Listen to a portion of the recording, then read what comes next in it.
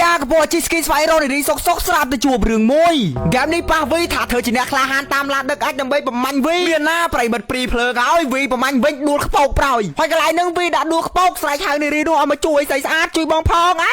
ងាប់ទាំងពីរដោយសារតែខ្ញុំមិនអស់ចិត្តខ្ញុំក៏ផ្ដើមគំនិតចោះមកសងសឹកអសវីវិញដោយសារតែយើងមានឈ្មោះថាជាអ្នកប្រមាញ់វីអសវីគឺថាក៏ក្លឿនខ្លាំងមែនតើហ៊ានយក AWM ខ្ញុំទៅបាត់ទៀតមិនអីទេឲ្យគាត់យកសិនទៅតិចទៀតនឹងដឹងគ្នាអើយឥឡូវហ្នឹងអត់ដឹងថាគាត់នៅបន្លោះណាទេស្រាប់តែរត់គាត់ដាក់ខ្ញុំពីក្រោយលៀនសួតបាត់ទៀតហើយអត់កើនោះទេបើសិនជាខ្ញុំចោះទៅម្ដងទៀតខ្ញុំនឹងចាញ់គាត់ទៀតអញ្ចឹងហើយខ្ញុំបដូរផែនការគឺខ្ញុំចោះមកកន្លែងគ្នាខ្ញុំឲ្យគ្នាខ្ញុំក៏ឲ្យ AWM ពីដើមតែម្ដងអូ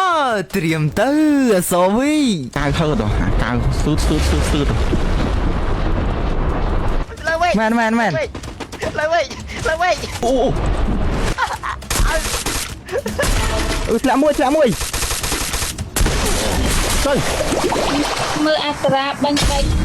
ទៅដាក់ស្គីនត្រីបាញ់មកធ្លាក់លើមេឃទៀតអានេះម៉ូតអានេះលេងម៉ូតគ្នាយើងអើយនេះគឺជាពាក្យសម្ដីអ្នកដែលបាញ់ចាញ់គេថាគេម៉ូតអើយមិនចឹងអសវីយ៉ាក្រាត់មកទៀតនេះមួយងាប់មួយទៀតតែមើលប្រាច់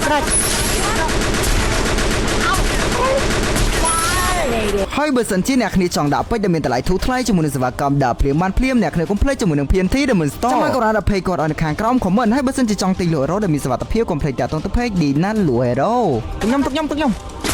I need equipment បឆាទៅចាំបើបឆាទៅរត់ទីក្រៅខ្លួនចាំនេះមក